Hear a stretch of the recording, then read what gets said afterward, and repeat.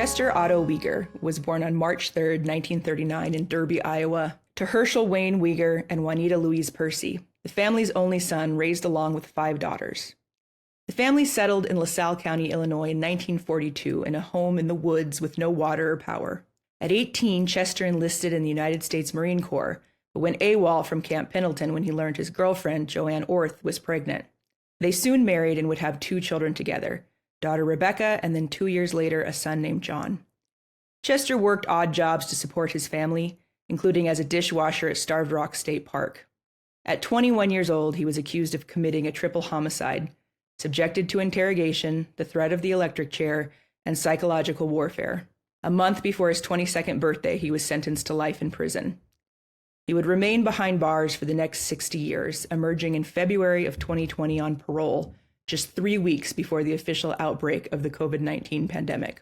In his 6 decades behind bars, Chester missed the civil rights movement, President Kennedy's assassination, the moon landing, the Vietnam War, Nixon's resignation, the advent of the first IBM electric typewriter, and the first Apple Macintosh personal computer. He missed the introduction and evolution of the cell phone, the disappearance of payphones, the first Iraq War, the introduction of the internet, 9/11, the second Iraq War, the introduction of smartphones, and almost every other radical change to the way society functions. The world he emerged into was not the cold gray cell he had known for 60 years, but it was a world of lockdowns, empty streets, and quarantines. And yet through all of this, Chester persevered. He kept going, he kept living, he kept professing his innocence. For 5 years after his release, he fought for his exoneration. On Wednesday, June 18th, 2025, the state of Illinois denied Chester Weger's petition for clemency. 4 days later, on Sunday, June 22nd at 3:18 p.m., Chester died surrounded by his family. He is survived by his children, his nieces, his sister Mary, all of whom never gave up on their belief in his innocence. For 65 years, Chester's ultimate act of resistance was to simply survive. He outlived his accusers. He outlived those who used him as a pawn for their purposes. He kept living until he could get his day in court, and when the court did not give him the justice he deserved, he went to his eternal sleep. But he crossed the bridge from this world to the next with the hope that though he might not be here to witness his name cleared, his family would. And for them, the quest for justice continues. Oh, Whitny Braun. That just brings tears to my eyes. That is so touching. Thank you for drafting that and sharing it with us. It's so good to have you back. This is the Starved Rock Murders. I'm your host, Andy Hale. Whitny Braun, so good to see you. Same. Though, I wish it was under different circumstances. I wish. I know. There's, how sometimes in your life you play out scenarios and you just are so sure a certain event is going to take place. And in my mind, it was the ruling was going to come back from the court and we were going to have this meeting to record this podcast, but we were going to be discussing something very different.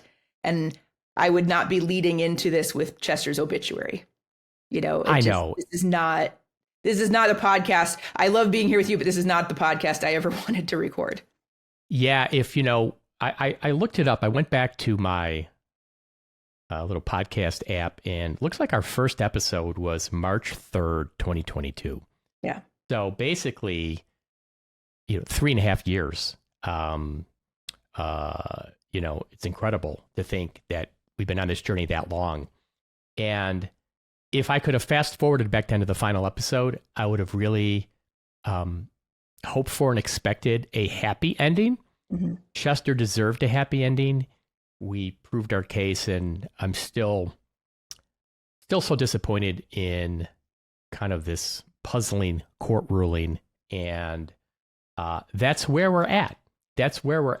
And as I've said to you before, it's also sad that Chester has passed. And, he's passed the torch to me to continue the quest for justice. But I have said this many times. I'm at peace in that we proved our case in court and here on this podcast over and over and over.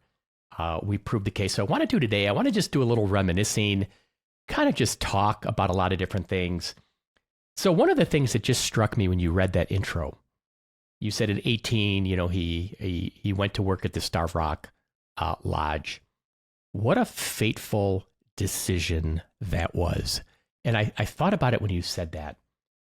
When he hands in his employment application, little did he know that shortly thereafter, because he worked at that lodge, he'd be one of many that would have been, investigated, interrogated, questioned about the Starved Rock murders, and that he'd be the one that the crime got pinned on.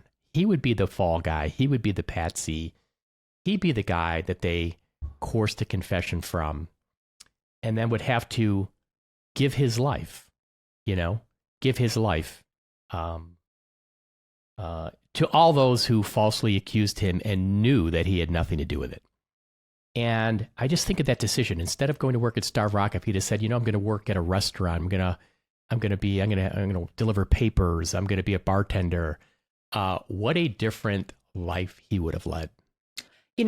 I think about that a lot too, and I think sometimes it's natural to start going, but for this would have happened, or but for this wouldn't have happened, and I was trying to work back on the timeline with Chester, and I was talking about it with my husband, and my husband said something that felt very kind of true to me, and he said Chester's biggest crime is he was born poor, and it seems like when you are born poor, you get put on a path. In looking over Chester's life, his birth into poverty, the circumstances of his upbringing, we use the word choice, but I'm not sure that there were a lot of choices. I think there was a lot of surviving.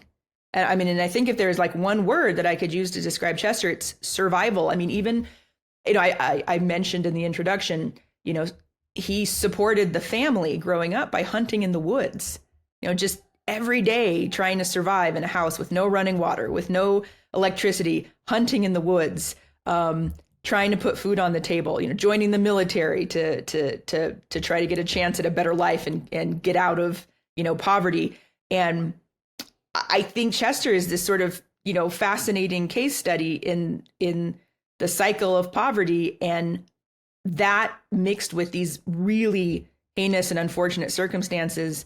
I don't know where Chester would have made a different turn that would have saved him from this fate. And I'm just, it could have been putting in his application at Starved Rock, but maybe not. Maybe, maybe Chester would have been doing something else in LaSalle that would have also put him, I don't know, and it's like that's what haunts me. Yeah. I want to say one other thing too.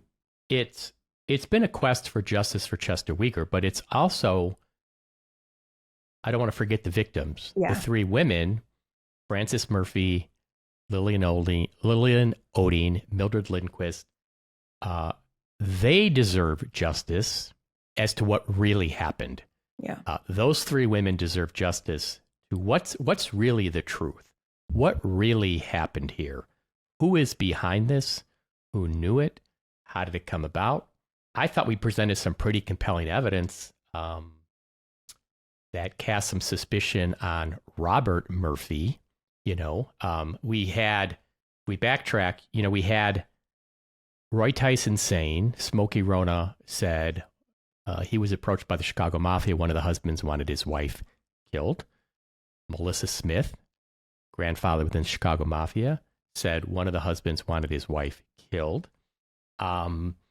There was even an editorial remember that article back in the day from like the pastor at the Presbyterian Church in Riverside, mm-hmm. basically saying, it's unfair to cast these aspersions on Robert Murphy. I would note that Bill Jansen, who was a young college student who worked along with the Illinois State Police for several months, and his project was to help investigate the Starved Rock murders, did a whole report. He mentioned that it was a crime of vengeance. It was maybe somebody tied up in the rackets was the word he used. He said that Moline, there was a tie into Moline, and there should be looked at there. Robert Murphy was from Moline. We also noted on this podcast that Robert Murphy, 2 years after the murders, married a Marian Anderson. Marian Anderson had given birth to a baby boy 2 months before the murders. I would have liked to have known more about that. That person declined to do a DNA test, which is their right, but it would have been interesting to see who the biological father was. I think if the biological father would have been Robert Murphy, don't you think that would have changed the narrative? Oh, I mean, it would, it gives so much motive. You've got a man who's very powerful. We've mentioned this before on this podcast, who is, general counsel. He's the head lawyer for Borg Warner, who makes all of the engines for Detroit car makers in the 60s. And this guy had argued cases in front of the Supreme Court. He's a powerful man who has a secretary who gives birth 1 month before his wife, who he was in, apparently through, what we've researched, not a great marriage with. The secretary gives birth and his wife is dead. And 2 years later, he marries the secretary and the child takes his name. And yeah, it cannot be dismissed. It cannot be dismissed as motive. No, and I think, to be fair, and just one thing I will note for the record, to be completely as accurate as I can, when the Will County State's Attorney's Office interviewed that boy who was, his mom was Marian Anderson, who's now an adult,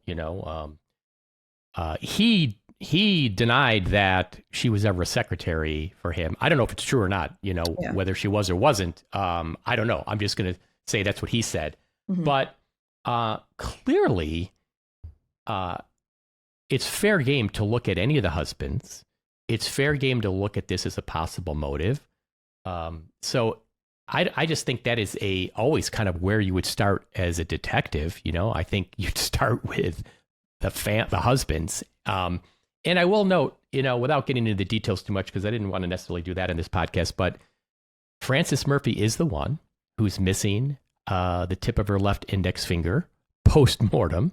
Mm-hmm. She's the one whose autopsy has soiled clothing. She's the one whose autopsy has the vaginal bruising. That can't be ignored. I just think sometimes when people tell the Star Rock story, they're not talking about the missing fingertip and the soiled clothing, because in Chester's interrogation, after he had confessed, when they take him out for the reenactment the next morning, asking him if he defecated or urinated on any of the women. I mean, my God, they knew that that's what happened. And you just know this 21-year-old kid on his dishwasher on his break not only didn't murder these women, but didn't pull his pants down and defecate and urinate on just Miss Murphy. It's insane to think that. I was thinking back to just our timeline of things, and you and I first met actually over the phone in the summer of 2018, so about 7 years ago. And we were talking, we met over a different issue, but I think what was supposed to just be a touching base conversation ended up evolving into you and I sharing our love of investigation. And you said, I got one for you, Whitney, that is just a story rich and ripe for investigation. You started telling me about Starbuck. Now, I had never heard of it because I'm from California, so it was not on my radar. And the very first thing that popped in my mind when you gave me just this very cursory overview of the case goes back to the question of motive. Is you tell me the story and I'm like, wait, so a 21-year-old kid in the snow takes a lunch break, trudges out to the woods, bludgeons 3 women to death to the point that like one is almost decapitated. Then fireman carries them into a cave, arranges their bodies, somehow cleans up, and within an hour is back washing dishes like nothing has ever happened. And to me, now I did not know in the summer of 2018 any of this, right? All I knew is the sort of Wikipedia version, right, that you gave me in a short conversation on the phone. And the very first thing that came to my mind when you told me the story as a complete tabula rasa, right, to this case was this sounds like a husband with a motive. It's funny you say that. I've had that same experience with several friends I've told the story to. Numerous people, the first thing they say is, oh, did they look at one of the husbands? I bet it was one of the husbands. And then when I tell them some of the facts, they're like, oh my God, everybody, I mean, not everybody, but so many people I've told about this, their first reaction is, what about the husbands? And in fact, if you remember, there was a letter. I got to find this. I'll post it on the podcast website. There was a letter written to maybe Sheriff Utsi, I think. Mm-hmm. It was a friend of his. It was on stationery, and he was asking, this guy's opinion on what do you think of this crime? And one of the things the writer said was, did any of the husbands have some babe he was running around with on the side? Exactly what we're talking about. And I would love to have the full case file. I think what you and I have had access to is a sliver, a tiny little sliver, because there would have had to have been investigation by the Illinois State Police into the husbands, into some of these things. We're missing the Bill Jansen 40-page report. I would have loved to have seen all this and to really dive in there. None of that's there. But Andy, when you go back to motive, you're right. So sorry, I didn't mean to talk over you, but let me ask you this. I just time travel with me. You're an attorney, but you're practicing in 1960, and you are asked to investigate this case in conjunction with state police. Where do you start? Where would you have started if we were to go back in time and you were running this investigation? Well, I think I always start with the physical evidence, which I believe they did. I mean, I think the crime scene was, for 1960, pretty meticulously cataloged. I mean, including the hairs found on the left index finger of Francis Murphy. And then there's all kinds of fibers, these red Orlon fibers that were found. There was all kinds of things collected at the crime scene. I always start with that. Now, back in 1960, they didn't have too much of an ability to do much with that trace evidence. But I would start there. Then I think you start with the husbands. I don't think it's any coincidence that these were three wealthy women, powerful men. It wasn't. That just raises a little more of an eyebrow to me. Right. That who were the victims? It didn't seem random. So I would start, with the husbands, and I kind of work my way out. And also you've got so many leads. Like I think it was John Kovalik who's driving by and sees a car at the side of the road, a guy talking to three women. Sounds like it's the three victims. There's two more guys at least in the car, right? But here's the biggest bombshell, Whitney. This is where I would start. This is where I would start, and I probably would end. When you get the Lois Zelensek memo, it is a bombshell. I mean, if I would have gotten that memo, I would have been, holy shit, this lady cracked the case. Yeah. And I would have been all over Glenn Palmatier and William Palmatier and their story. I mean, that's what just fell by the wayside. And it took some real power in my mind, some real influence to make that go away. Yes. To basically have, I think Glenn Palmatier, I personally think the phone call from the payphone in the bar was made by Lupe Cardenas.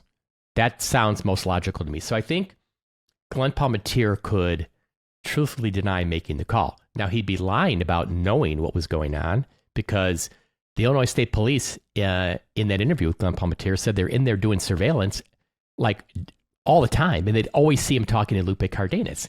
And then the call goes to Bill Palmatier. He gets the call. Yeah. So I would have been all over the Palmatier brothers and Lupe Cardenas. And in the file you and I have, all we've got is the Lois Zelensek 2-page Illinois State Police report. We've got the transcript of Glenn Palmatier's little interview. The one with William is missing. And then we got polygraph reports down the road, like, way down the road, where, lo and behold, the brothers are found to be truthful, and Lois Zelensek's found to be untruthful, which was such total BS, complete nonsense. So that was the case. Yeah. That was the case. I look at it this way. My closing argument PowerPoint to court, my final slide had two names on it. It just said Lois Zelensek, Francis Murphy. And you know what? Those were the two heroes. Those were the two women that cracked the case. Francis Murphy by grabbing some hair from her attacker's head. And Lois Zelensek, what are the odds she would hear this, right? What are the odds she would get back on to that phone call and hear all the things she heard? And to me, what's also, we've talked about this, but it's now bringing up all this passion with me again. Oh my gosh, it's getting me so fueled up again. When you see all the things she heard on the call, the details she provided about, they're talking about cars, sounds like they're talking about a car transaction. Turns out William Palmetier owns a car dealership. She's troubled. She's concerned about the confidentiality. She's thinking about talking to her priest. She's an honest, hardworking telephone operator, has no reason to lie, clearly talking about the Starved Rock murders. To think that all got blown away in the air. And then think about this. Remember how like within, like, I think Glenn Palmetier, the transcript of interview is like August 31st. Remember then the immediate letters, like, to the brothers. Yes, like, we're so I think sorry. one was from Harlan Warren. Yes. Yeah, we're so sorry we had to drag your name through this horrible thing. I mean, we're so sorry. And then Craig Armstrong, State's Attorney Armstrong, saying it's 1,000 to 1 shot that this has anything to do with the Starved Rock murders.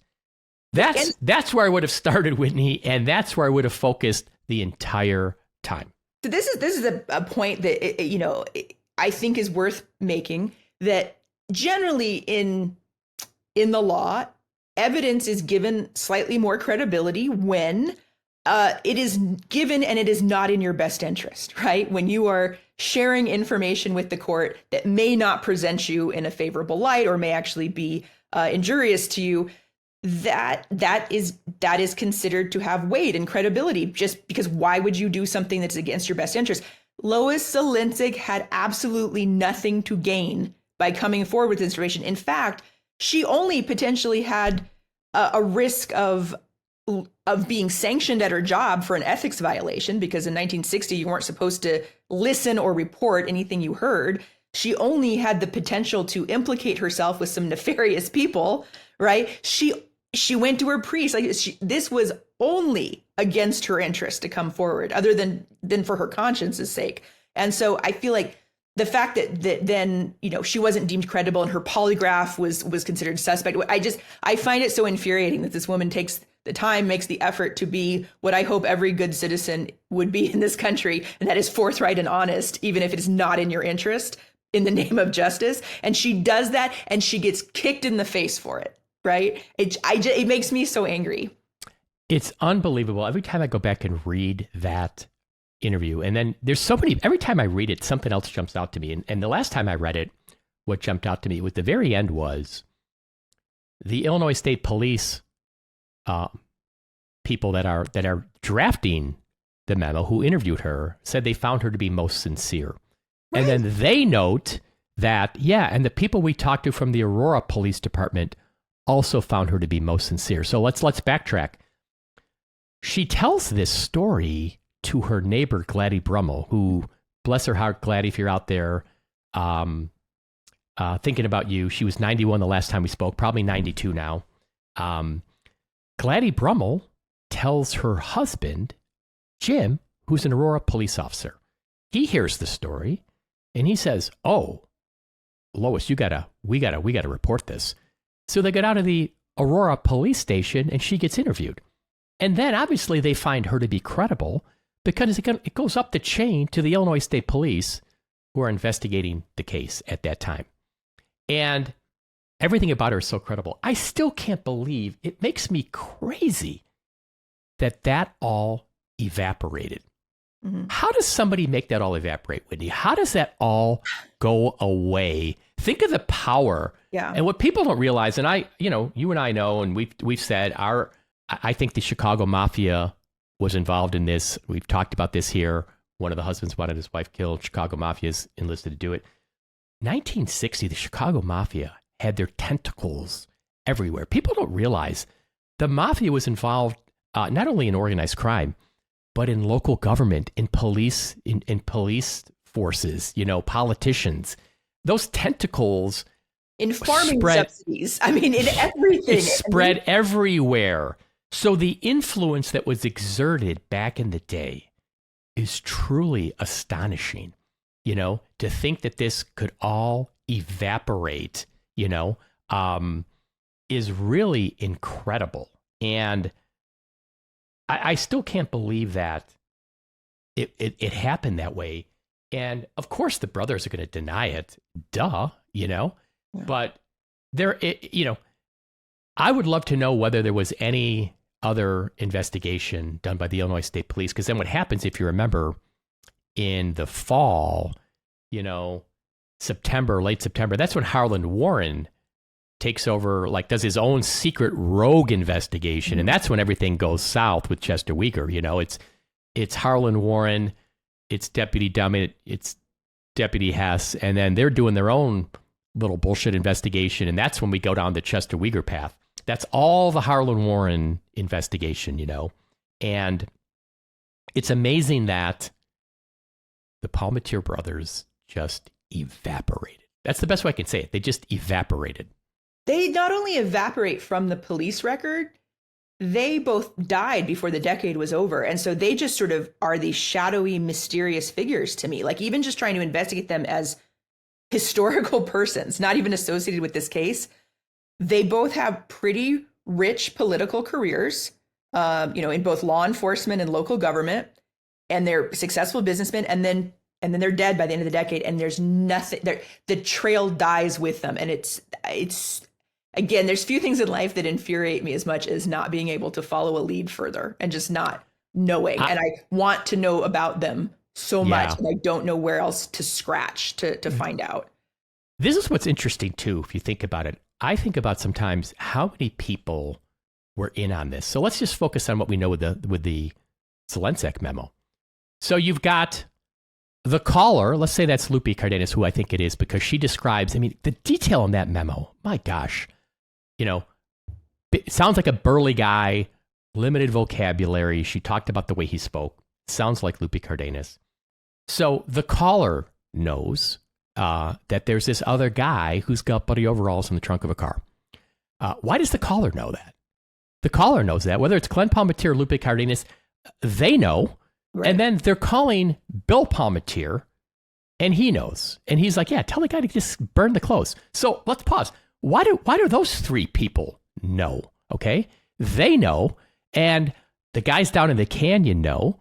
The people that hired them know. One or more of the husbands know. I think it's a much bigger pool of people that know. As my grandpa said, if a man knows, there's probably a good chance his significant other knows. So there's probably girlfriends and wives and, romantic partners who probably know. And I think sometimes, the thought that comes to my mind is, it's in a slightly different context, obviously, but Hannah Arendt talked about the banality of evil. And I think it is fascinating how something horrible can be taking place, like the railroading of a young man or the cover up of a brutal triple murder. And people can live in a sort of comfortable silence about it. I know, but I'm not going to say anything. There's this banality of evil. And I feel like, it's so ubiquitous. And I feel like it's on full display here that obviously, to your point, lots of people knew. And they didn't only know, they were casually discussing it from a payphone to a home phone. Yeah. Over a line that a telephone operator could listen in on. Right. There's exactly. A casualness to this that to me speaks to a level of confidence they're just not going to get caught. Because even if people find out, they're not going to be on the hook for it. Which again, it feels to me like there is a conspiracy and a comfortable conspiracy in the sense that these are individuals with power and the ability to pull strings, with the ability to pull strings who have zero fear of being caught because who cares? Well, William Palmatier then becomes the mayor of Peru the next year. Right. Glenn Palmatier worked for the mayor. I think, these were powerful people. I believe. And I think Glenn that ran for police chief of Aurora. They had for the area that's known as Capone's cornfields, they had very prominent political careers. And here's the thing, too. When you go back and look at that interview of Glenn Palmatier by the Illinois State Police, they ask him about Lupe Cardenas. That's something that they are aware of. The Illinois State Police bring that name up. Right. So they've seen this guy in the bar, this big burly guy who's apparently this like Indian chief. So they know his name. Yeah. The Illinois State Police know this. They say, hey, we see you talking to this guy every day, Lupe the Chief Cardenas. Mm-hmm. And so Glenn Palmatier is confronted with that. He knows that they have seen him. They say, we see you talking to him every day. Do you know? And then they say to him, do you know that he's got this, he's mixed up with a lot of criminal activity or gambling or something? And Glenn Palmatier is like, oh, I don't know anything about that. So they clearly know he's got links. I think they said to gambling. They know he's like a hoodlum. And then when you and I did our research, and you just go to newspapers.com, you see that he was arrested. I think it was it 1970 maybe, in that hijacking of that truck that contained all the silver. Yeah. And he gets a prison sentence with a bunch of other Chicago outfit guys. Mm-hmm. So he's clearly got links to the Chicago Mafia. And then there's a whole chapter. Right. There's a chapter dedicated to Lupe the Chief Cardenas in the Capone's Cornfields book about the mob in the Illinois Valley. Right. I mean, it's interesting because he had a persona of being this Native American individual. And so they called him the chief because he was enormous and he was, he was physically imposing and he was psychologically imposing as well, apparently on people. He was very intimidating. He was Mexican American and had worked his way into this role as you couldn't write a better character for a Scorsese film. Right. Oh. This role of basically being an enforcer. Like, you need something done, you call the chief. You call the chief. You call Lupe Cardenas, and it's fascinating to read his jacket, right? To read whatever you can find on him, because he feels like he feels like a character that should be in a Scorsese movie, hasn't been written yet, this guy needs to be immortalized in cinema because he's just so nefarious. It's like you and I are writing a scripted version. We go, who should we have be on the phone call? Like, oh, let's have it a big burly chief. We scripted this. The other thing is, there was an article, I've talked about this, I think it was on the 40th anniversary of the murder, so it would have been 2000. Harlan Warren is quoted as saying, the Illinois State Police, I thought they knew what they were doing, but they clearly didn't, because they first thought the Illinois mob the Chicago mob was involved. What? I mean, so when I talk about this Chicago Mafia connection, it's not some theory I cooked up. Right. It's not something I figured out. It's not something I invented. I'm just looking at what's before me. I'm looking at Lupe Cardenas being brought up in this interview with Glenn Palmatier, and he's connected to the Chicago Mafia. And Harlan Warren said he thought the Chicago Mafia, the Illinois State Police thought maybe the Chicago Mafia was involved. I mean, it's just... they're plain as day. It's not something that you and I just speculate about. Right. I think to the casual listener who maybe pops into an episode of this podcast and hasn't gone to the website and looked at the documents that are uploaded, hasn't listened to the whole timeline that we've presented, might go, oh, Whitney and Andy are spitballing fun theories that do sound like a Scorsese movie, or do sort of sound like an episode of Wives with Knives, or reverse, right? Husbands Who Kill, right? But go and look at all of the documentation from 1960. We did not invent this, right? We did not invent any of this, to your point. And I remember, I'm kind of segueing us in a slightly different direction here, but one of the points of frustration that I had prior to the Zelensek memo was that nothing connected dots for me. It was like, well, this looks obvious, and this looks obvious, and this looks obvious. What is the connection? Who are the links in this chain? And then I remember I get a phone call from you after you had been spending the weekend going through all of these, old files you'd gotten from the state. And I don't think I've ever heard you use as many expletives as excitedly in one sentence. But you got, and I'll in case children are listening, I'll save us the words. But you read me the Zelensek memo, and then I think it was just like 5 minutes of you saying "holy shit" actually in a row. And yeah. I feel like for me, that memo made it so that is the DNA important? Sure. It's not necessary for me, right? At this point, is the, is additional physical evidence helpful? Sure. It's not necessary for me. I feel like that memo is enough for me. If I put myself back in 1960 in a jury box, that to me goes doubt. Yeah. I doubt the entire story that the state is telling me. I'm done. I don't need DNA. I don't need more hearsay from other people who have a relative who has a relative who has a relative who knows something. That memo is enough for me. And so, I mean, it's not that those other things don't matter and don't kind of paint a richer picture, but that memo was what I personally needed to feel like, now this makes sense. Now the dots connect. You know, as much as I've said about the Lois Zelensek memo over the years, everything I've said, I still believe, and I've talked about it at length, and I've called it a bombshell 100 times. I still think I have not given it the significance it deserves. You cannot overstate how significant that memo was. And what's fascinating to me is how criminals screw up sometimes and get caught. So let's think about this Idaho murders. This Brian Koberger kid, right?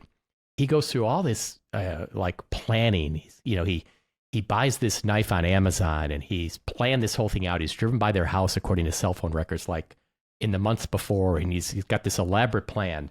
And then you know what? He forgot the knife sheath in the house. And then they get DNA on it. They do genetic genealogy with Othram, and it's traced back to him. And it's like, because this kid's DNA is not in CODIS, the DNA database. It's that knife sheath. And it's like, damn, I forgot the knife sheath. Leopold and Loeb, the classic University of Chicago law students, I think they left glasses. One of them left their glasses at the crime scene. Like, damn, I left the glasses at the crime scene. Here, damn, we were on that payphone. And at the exact moment, I'm talking about the guy with bloody overalls, but still has, he says, hey, boy, they sure had a big write-up on the murders in tonight's paper. The kid still has the bloody overalls in the trunk of the car. He's afraid he'll get caught. And the other guy says, well, tell him to get rid of him, burn him. Are you kidding me? At that moment, the little old lady telephone operator comes on the line. And not only a little old lady telephone operator, one who's sharp as a tack, and heard all this conversation. And the hairs on her arms probably spiked. I mean, what are the odds of that? And it wouldn't have been unbelievable. I mean, she cracked the case. It would have come back to that. Like, it'd have been like, oh, you two dopes, you're talking about this on a payphone, Right. Like, that's what should have happened. Right. And it didn't. And not only is there no further investigation of those individuals, but those individuals, as you previously mentioned a few minutes ago, get apology letters. Oh my God, profuse. In what other context in your career in the law have you ever seen anyone who's been part of a police investigation get an apology letter? Like, right away too. Like, oh, we're so sorry. Like it, and the tone of them is almost groveling. Like it's one thing to send a form letter that says like, we apologize for this inconvenience. You are no longer considered, a person of interest. Have a good day, right? There's that tone. Like, that's not the tone of these letters. The tone of these letters is, please forgive us for this horrible injustice we've done to you by even, by deigning to think that you could be for daring to think you could be implicated. And my recollection is that the Glenn Palmetier interview was August 31st. And I think one of these letters was the next day. It was like September 1st. Yeah. So it's immediate. It's as soon as they just denied it. Of course he's going to deny it. I mean, I also think not only with the Zelensek memo, then I think about this. I think about the person that recovered the hairs on Miss Murphy's left index finger. Okay. There's no DNA testing back in 1960. Now we know like the significance of this, but somebody thought, we need to collect these and inventory these. The Illinois State Police etch on the slide with a diamond stylus exactly where the hairs came from, her left index finger. And to think that 60 plus years later, we have technology that we can determine whose hair that was. It's so fascinating that we can do that. And it's so amazing that we can do it. And what's even more incredible is not only with the Zelensek memo, we've now got DNA result, the male profile, not Chester Weger. We now know it's one of these three local brothers, Edward Bray being the most likely. And still, are you kidding me? Still? The conviction has not been vacated? Despite all this, it's like, what is going on here? I mean, I feel like nothing would matter. I could have a videotape of the killers walking out of St. Louis Canyon and people be like, well, I think the tape's doctored. Right, or I think, fake. Yeah, I mean, it's like, what would it take? This case, what is it about this case that we are still in a situation where the conviction has been upheld and all this evidence has not been enough legally, It's incredible. It's really, if you really think about it, it's really stunning. Which to me solidifies in my mind how high up it goes. This is a can of worms no one wants to open. Because once you start peeling the layers of this onion, it's dirty and ugly and really, really exposes a lot of corrupt individuals. And I think, we are 65 years on, true, but the reach of a lot of those people didn't end when they passed.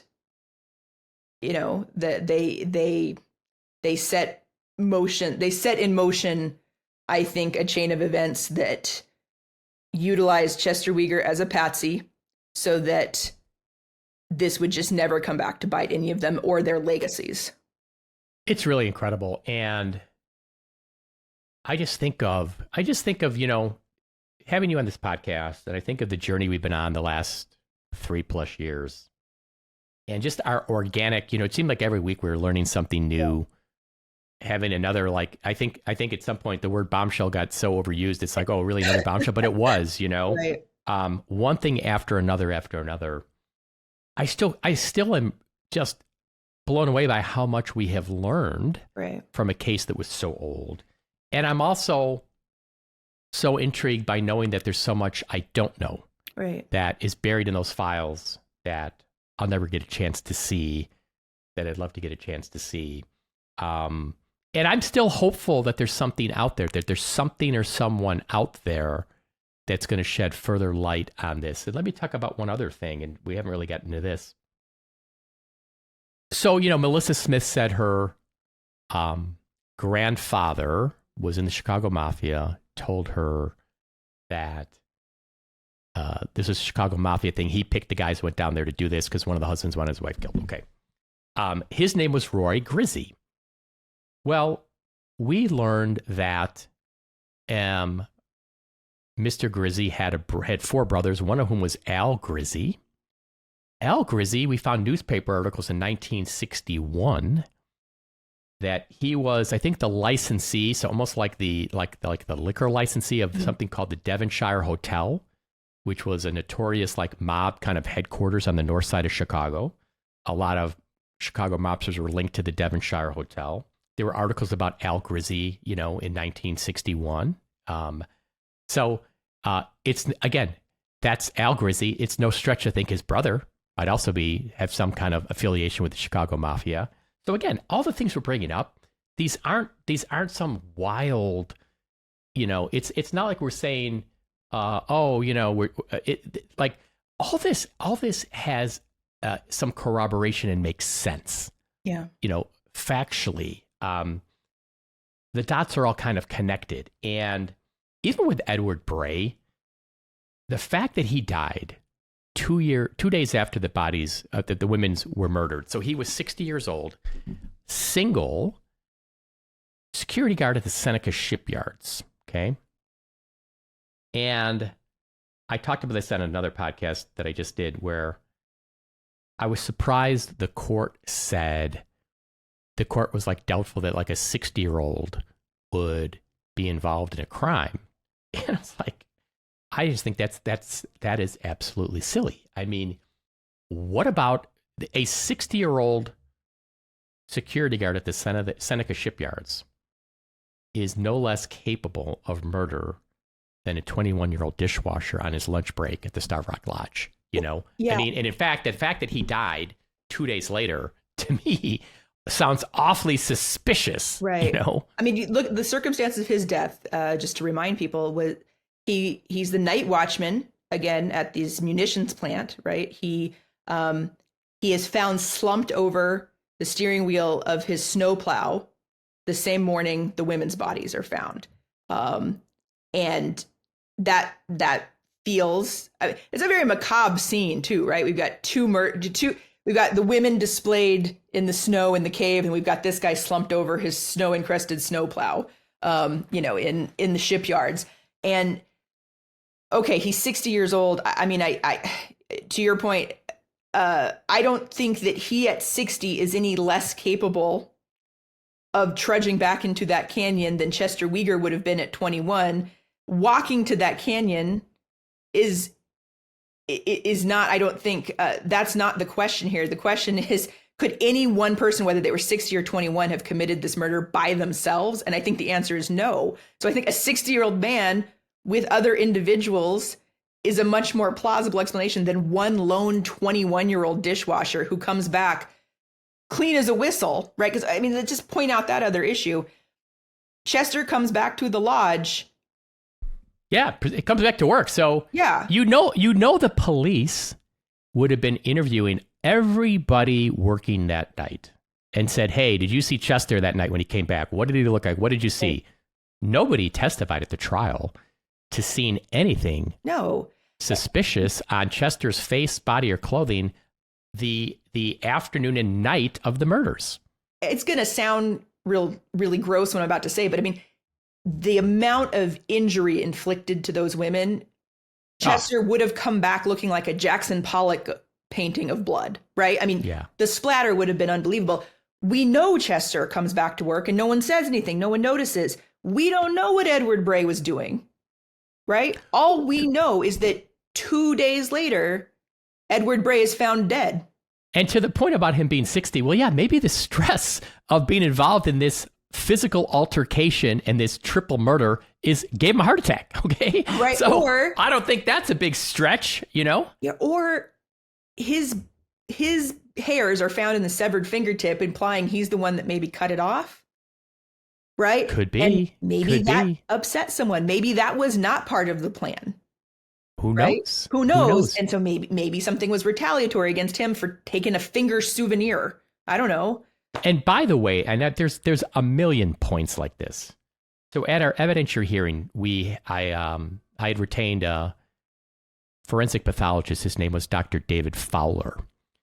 And part of his testimony about the missing fingertip was that little part of the missing fingertip had bone in it.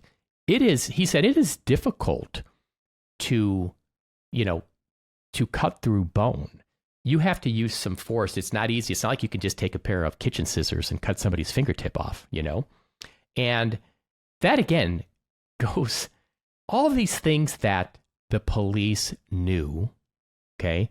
The missing fingertip alone should have disproved this bogus Chester Weger confession. And, you know, so many people that I've met locally, they just are dismissive of the case because they're just saying one guy couldn't have done it. Little Chester Weger could not have corralled the three women and got their bodies up into a cave and killed all three. I mean, just simply on that alone, you know? But when you combine it with all the other things, and even the idea we talk about, if you play it out, you know, he's on his lunch break. So he's going to rob three women that presumably are guests at the lodge. Really? Like you're going to rob them and then you're going to accidentally kill one? That's seems like extremely unlikely. And then you got to have to kill the other two. But in order to do it, you're going to bash their skulls in and make their faces unrecognizable. Everybody, this is what I go back to, Whitney. And this then is you're going to defecate on them. And they're going to take the time to arrange their bodies and defecate on them. This is when I go back to when we found that videotape of a 2010 Illinois Continuing Legal Education presentation that was put on by the Illinois Bar, where Tony Reculia, the prosecutor, was one of the speakers in 2010. So he's now probably in his 70s. And he said some stunning things. He said the confession was absolutely ridiculous. And he went to Bill Richardson, who was kind of his boss, who he tried the case with, because Tony Reculia was like 1 year out of law school. He just graduated law school. He was 26. He was 3 months out of law school. Yeah. And he says, Bill, it couldn't have happened this way. This is absolutely ridiculous. And he says, Richardson looks at him and says, well, what are you going to do about it? He says, I'm just going to tell the jury this is how it happened. They knew, Whitney. They knew it didn't happen this way.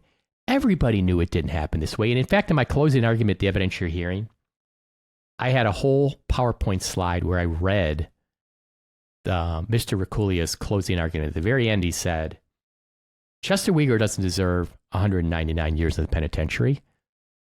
Chester Weger doesn't deserve 299 years in the penitentiary. He doesn't deserve 399 years in the penitentiary. He deserves to be electrocuted. That just blew my mind, because in a case where you personally believe the confession's absolutely ridiculous, it's got to raise some real doubts in your mind about whether this guy did it. Tony Reculia claimed that, he felt Chester was guilty. He had his own theories why. And obviously the decision to ask for the death penalty would have come much higher up the chain. It wouldn't have been Mr. Reculia's decision. It would have been Bill Richardson and the office's decision. So it's on them. But they elect to ask the jury to kill Chester Weger, okay? In a case where I think it's crystal clear that everybody knows there's 100 red flags. And I think it's telling that the jury elected not to, because in 1960, if there was a case where the death penalty was going to be imposed, wouldn't this be one that maybe kind of fit? Mm-hmm. 3 women got bludgeoned to death.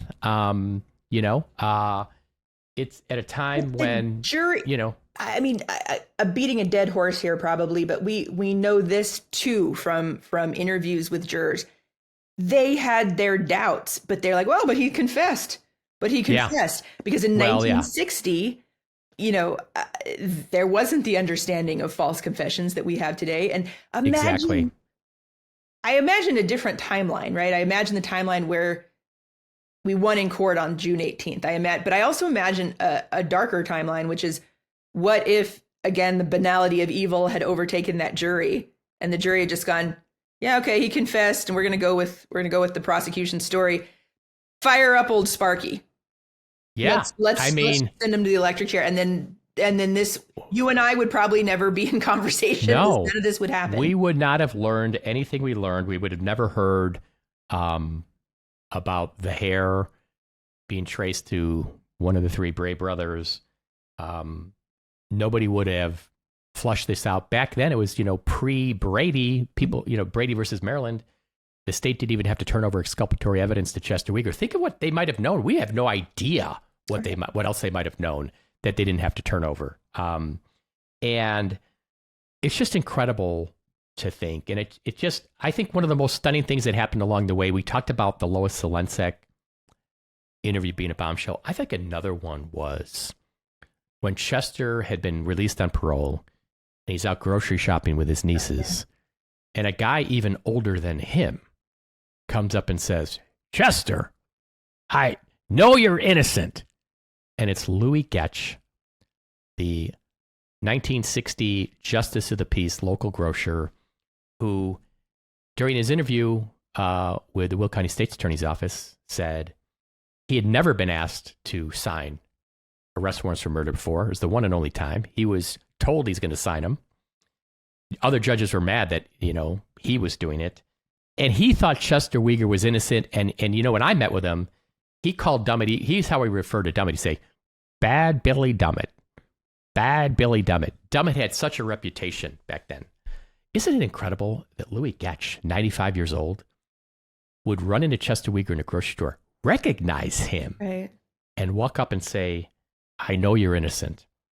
It's just another again, it's like we're writing a screenplay. Like you came to me and said, hey, why don't we have the grocer, let's have the Justice of the Peace as a 95-year-old run into Chester Weger at the grocery store. Should we do that? I'd be like, Whitney. Yeah, that's soapy. Don't do Come on. that. Yeah. 95-year-old Louis Getch, Yeah. 85-year-old Chester encounter each other on the seasoning aisle. Is that crazy? Yeah. Is that crazy?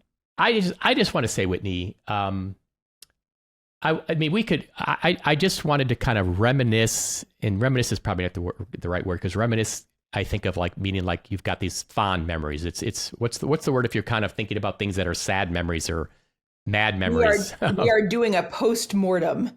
Yeah, that's more journey. like it. Yeah.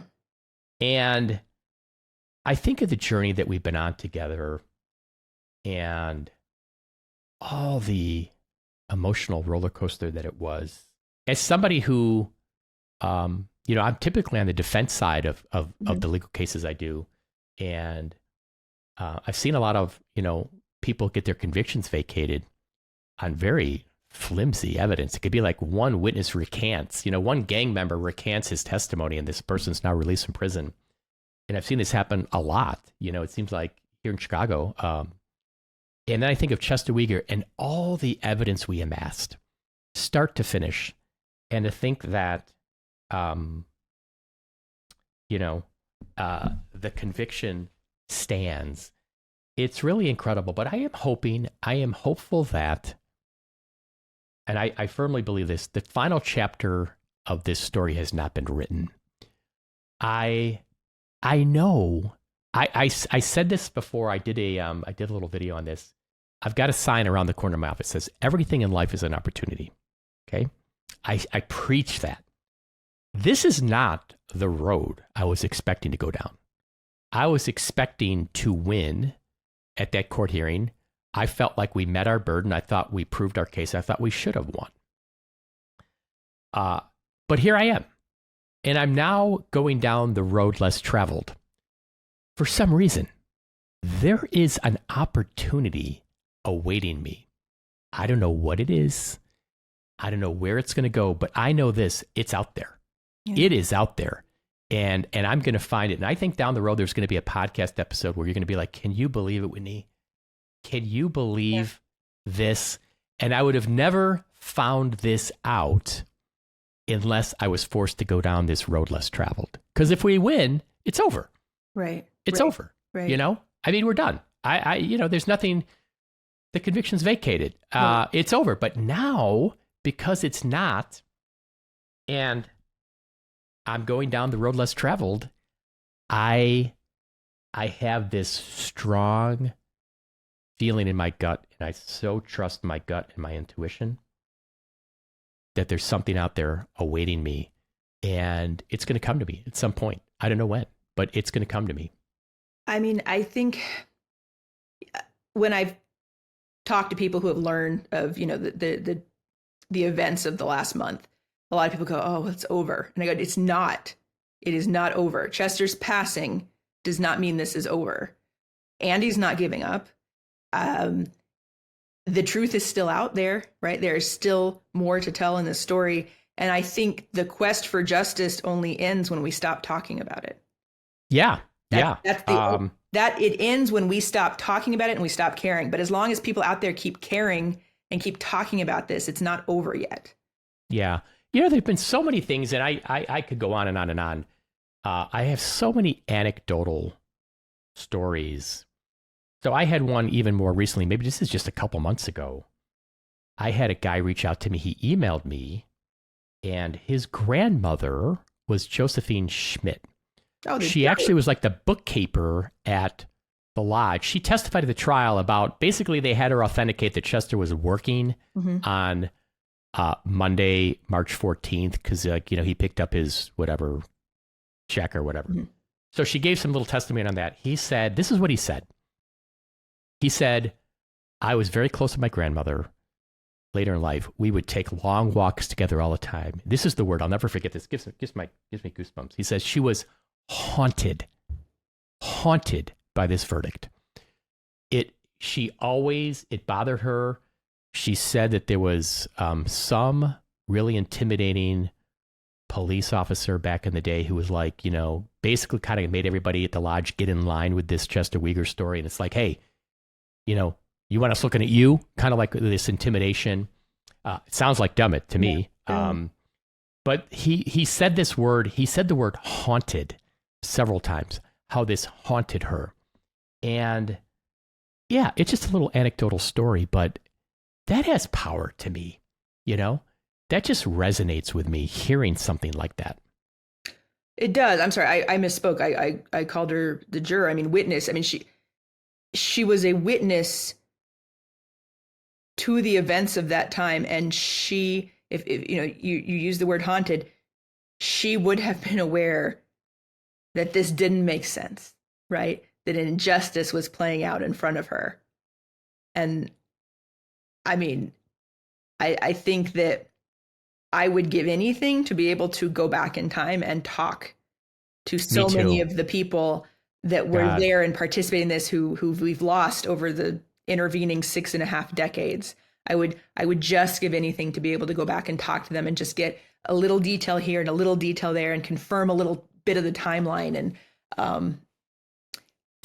yeah. You know, what'd be great if I could kind of script it would be, I get a call one day and say, hey, you know, Joe Smith, hey, I bought the house that apparently back in the day Harlan Warren used to live in, and we went down in the basement, and we there was like a area here that, you know, nobody had ever been down in, and, you know, it was like a wooden door, and we found a couple boxes of documents relating to the Starved Rock murder. Would you like to see them? Right. And you get in there all the good stuff, all the stuff that got buried, the interviews with the Palmatier brothers, the interviews about the mafia, stuff about the husbands, you know, like all the stuff in there that we never got our paws on.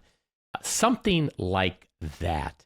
The other thing, it's either that, I would still love the ability. What's so frustrating to me was that once we were in the post-conviction context with our lawsuit, you know, we were, the standard is, you know, I have to have new evidence, okay? So some of the things I wanted to forensically test, and the way the Illinois statute is, it pretty much just allows DNA testing. It's vague. It hasn't really been used for like what I'll call trace evidence, because non-DNA evidence doesn't have the ability to necessarily prove your innocence, but it can provide such clues, you know? So like Skip Palnick and Chris Palnick at Microtrace, they've assisted in solving so many big cases through trace evidence, like the Atlanta child murders. Mm-hmm. I think his name was Wayne Williams. Like, they matched carpet fiber from his house to fibers found on the bodies. The Green River serial killer, paint chips found on Gary Ridgway to the DuPont plant. Let's say those red Orlon fibers would have come back to, you know, the mat, the carpet mat of a 1958 Oldsmobile, which was a car spotted in the area. So now you're thinking, somebody was in that car, or, you know, or you could have tested other things that might be out there. You know, we tried to test a lot of other stuff. I mean, it'd just be fascinating to really test other things and see what other clues and see what other things you learn about the case. I wish I had access to all the evidence right now and I could do all that. I know. I think about that too, just how much there is still left to learn if we could access more. I mean, but as you said, everything is an opportunity, and even turns in the road that are not the turns we wanted to take. I'm telling you, taking you to a different destination. I could give you so many examples of this in life where something happens that you weren't expecting. It's an opportunity. Right. You know, right. Somebody gets laid off of their job. Oh, damn, I got laid off my job. And then you know what? 2 months later, they can't believe they found this much better job. Right. Things happen, and there's opportunity here now. There's opportunity here. Absolutely. It's, I don't know when I'm going to run into it. It's all around me. I'm confident, though, that I will. I'm confident that the last chapter of the Chester Weger Starved Rock murder saga has not been written yet. And I also want justice for Francis Murphy, Lillian Oding, and Mildred Lindquist. They are entitled to have the truth out there about who really murdered them? Yeah. Who really viciously and brutally murdered them? Let's not forget about them and the justice that they deserve. So having said that, is there any final thoughts? I mean, we'll be back, you and I. This isn't the last podcast. This is just for now, us just kind of doing our post-mortem on the case. Is there anything else you want to talk about or say that we haven't touched on? Yeah. When we started this podcast, around the same time I started law school, and I went back to law school. And I don't know if you remember this. We were sitting at the Bob's Big Boy in Burbank. I remember it well. And we were talking, and I said, Andy, do you think it's crazy if I go back to law school? Am I too old? I'm just getting married. I'm starting a family. I've already got a career. I mean, is this crazy for me to go back to law school? You said, it's not crazy. Why would it be crazy? And I said, because I just feel like we're investigating these case files, and I want to know more. I want to be able to understand more. And so I did. And so I went back to law school, and I graduated 6 weeks ago. And congratulations. Thank you. And I think at every step of the way while I was in school, I kept thinking of Chester, and I kept thinking of Mildred Lindquist and Lillian Oding and Frances Murphy, and thinking, I have to learn these things because understanding this matters for getting justice for them, right? For the future Chester Weigers out there, the future victims of crimes. So even if we didn't get the exoneration for Chester, I hope that there is a little bit of legacy here that is thanks to the victims and to Chester for encouraging me to make a substantial change in my life in the hopes of doing something better for society. And I hope that is a positive that we attribute to this, as opposed to just dwelling on the tragedy of it. That's such an amazing story, and I'm so proud of you. And I remember having that conversation, and I remember going to Big Boy because that's like the original Big Boy, right? Isn't that the first one? Yeah, it's fantastic pancakes. Yeah. And so I tell the story a lot, and I'm gonna make it a little bit longer. What I say is Chester gets convicted 1961. He's sitting in his prison cell, his first day in prison. So he gets convicted. You go from the courthouse. You're no longer in jail. Now you're going to go to a prison. Okay, they're going to lock the gates and throw away the key. And a little angel shows up and says, hey, don't worry. It's like your little Harry Potter is out there. He's going to be born next year, Harry Potter. His name is Andy. He's going to be born in 1962. Got to go to preschool. Got to go to kindergarten. Got to go to middle school. He's got to go to junior high. He's got to go to high school, college. Got to go to law school. He's got to practice law for 25 years before he even hears about you. But he's going to take up your case.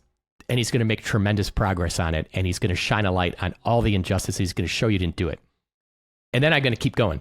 And he's going to make a ton of progress. He's going to get real close. And he was so close that he's going to meet a woman named Whitny Braun. She's not a lawyer yet, but he's going to have a conversation with her, and she's going to go to law school.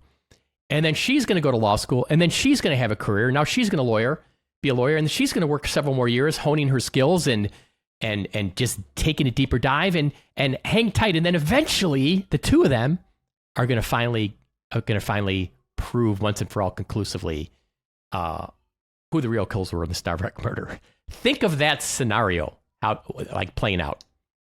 I know. And I've said this before, and maybe I've overused it on this podcast, but I really believe this. You can bury the dead. You cannot bury the truth. So even if we lose people along the way, that does not diminish the quest for the truth. Absolutely. Amen. So good to see you, Whitny Braun. I look forward to continuing the conversation. We're going to be back here hopefully soon. I have loved every minute of all the podcasts we've recorded. Same. You've been amazing. I missed you for the longest time because me doing it solo is so much weaker. You make the show 100 times better. You're so much better at this than I am. No, You're so good. I'm not. So smart, so articulate. I love hearing you talk. So it's great to have you back, and we're going to do it again, hopefully real soon. Very soon. Thank you, Andy. I love doing this with you. I love investigating this stuff with you, and thank you to you for encouraging me to do this, because my little hiatus from from the podcast is because I was in law school.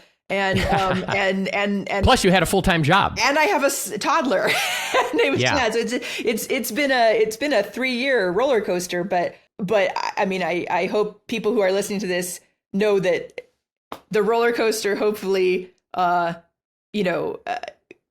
is staying on the tracks, and it's still heading towards the same goal. They're just taking some detours to get better and hone the ability to research this more. Yeah. And one last plea, anybody out there, if you know anybody that might know something about the Starved Rock murders, if you have a relative, a cousin, a friend, a brother, a grandmother, reach out to them. Go pay them a visit. Ask them if they know anything.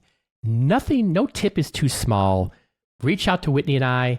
We're all ears. Please, anybody you might know, talk to them. No tip is too small.